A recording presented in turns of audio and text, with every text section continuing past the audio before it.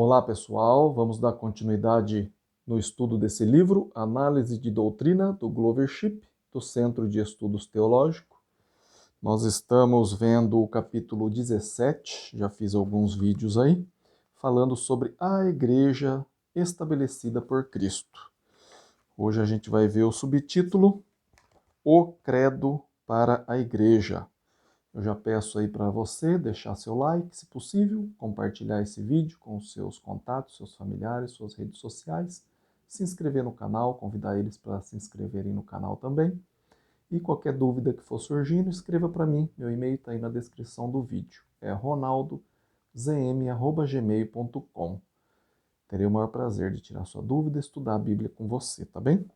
Então vamos lá. O Credo para a Igreja. O caminho de Cristo afirma que 1. A Bíblia é o único credo exclusivo para a Igreja. A sã doutrina do Novo Testamento é nosso verdadeiro guia espiritual. O caminho de Cristo afirma também, ponto 2. Nenhum outro credo, disciplina, revelação ou evangelho tem qualquer valor como guia espiritual para os homens. O caminho de Cristo afirma também, ponto 3, qualquer outro credo que contenha mais informações do que a Bíblia deve ser rejeitado, porque ultrapassa as santas escrituras.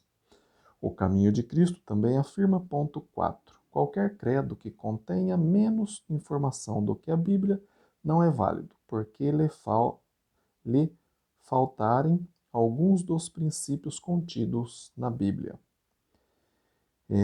O caminho de Cristo afirma também, ponto 5, qualquer credo que se mostre diferente do de Cristo e seus apóstolos deve ser rejeitado, pois modificou a sã doutrina. O caminho de Cristo também afirma, ponto 6, qualquer outro credo, mesmo que seja exatamente igual ao Novo Testamento, não tem valor, pois a palavra pura e perfeita de Cristo já existe. O caminho de Cristo também afirma, ponto 7, todos os credos e as tradições dos homens dividem o corpo de Cristo, em vez de uni-lo. Por isso, eles devem ser rejeitados. Vamos ver o que a Bíblia fala a respeito do O Credo para a Igreja. A Bíblia ensina que, 1.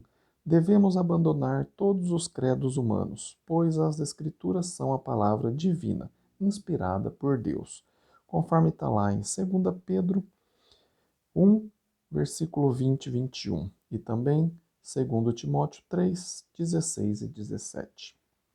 A Bíblia também ensina, ponto 2, as Escrituras nos oferecem todo o necessário para o nosso sentimento, crescimento e aperfeiçoamento espiritual, conforme está lá em 2 Timóteo capítulo 3, versículo 16 e 17.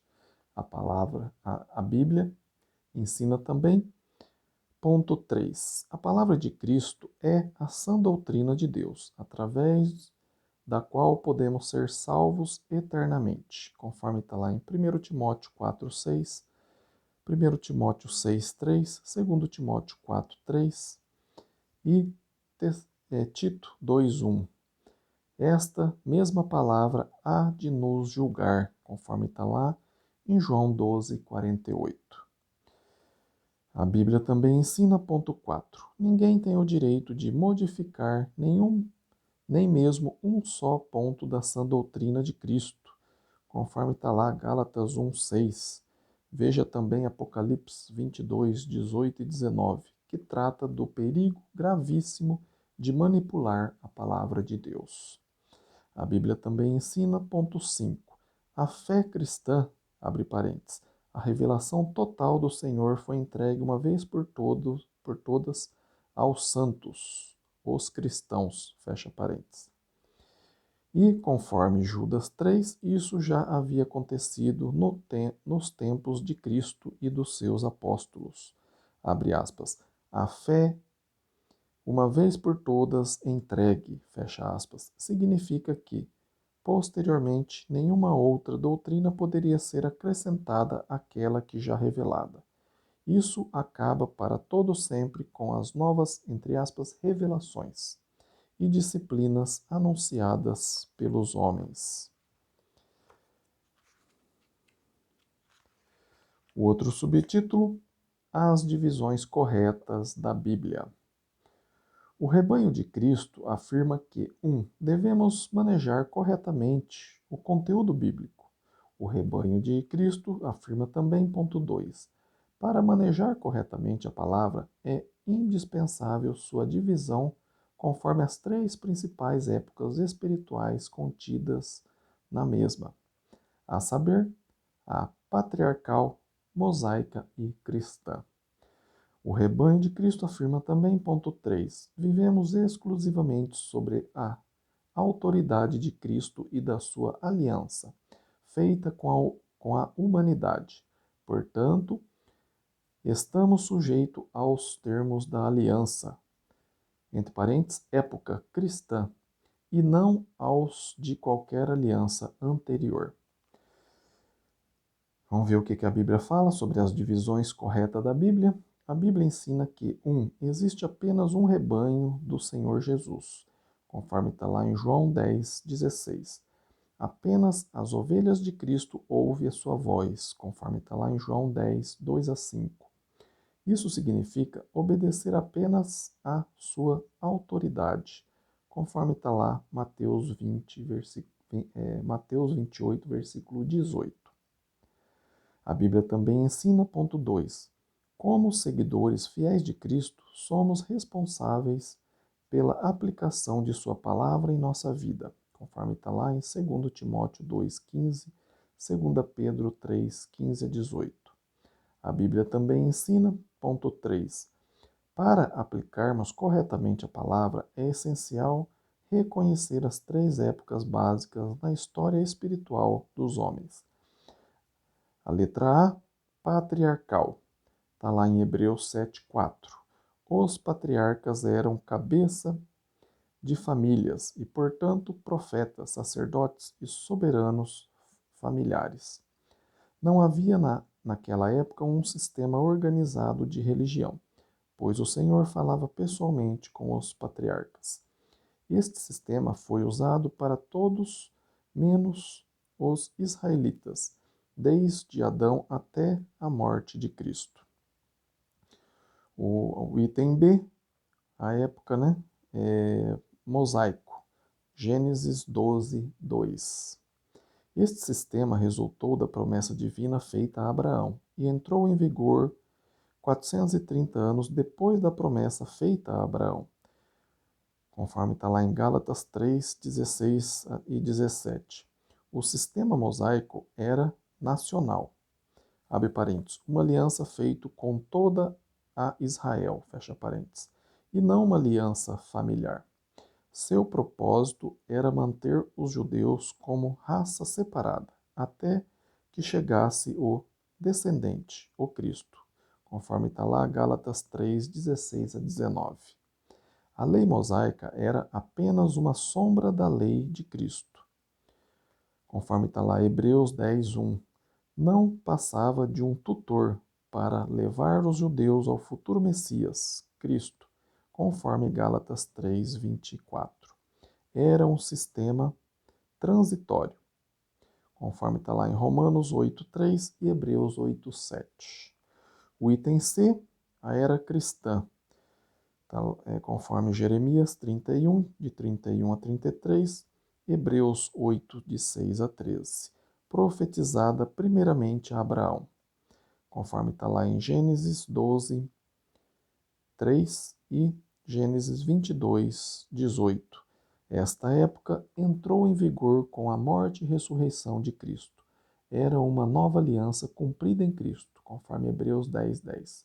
Cristo cancelou na sua morte a aliança mosaica, conforme está escrito lá em Hebreus 19, 9:9.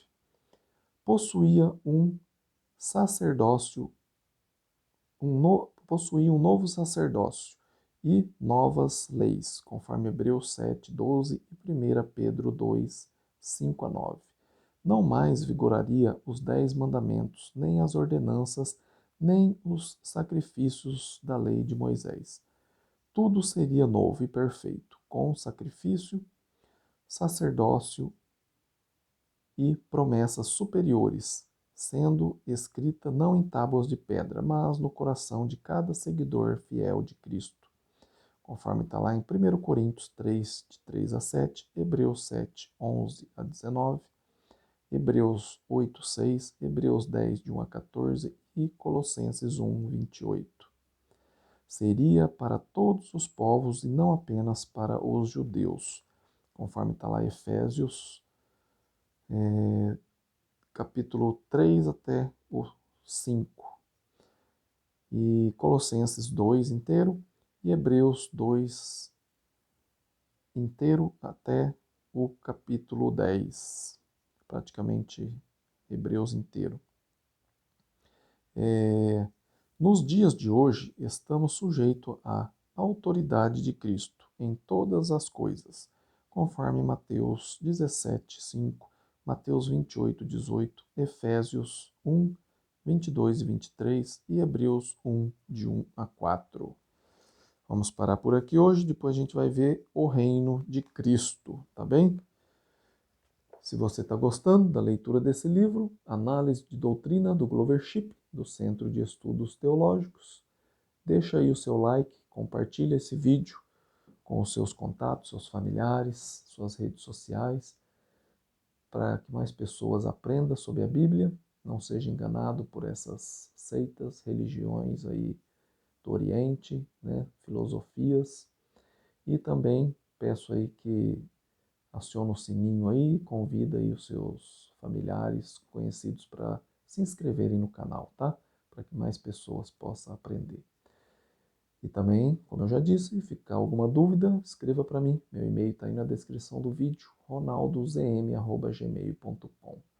Agradeço muito a sua atenção, o seu tempo aí que você está investindo aí em aprender a palavra de Deus, que juntos possamos aprender junto também, tá bom? Fiquem com Deus e até o próximo vídeo. Amém?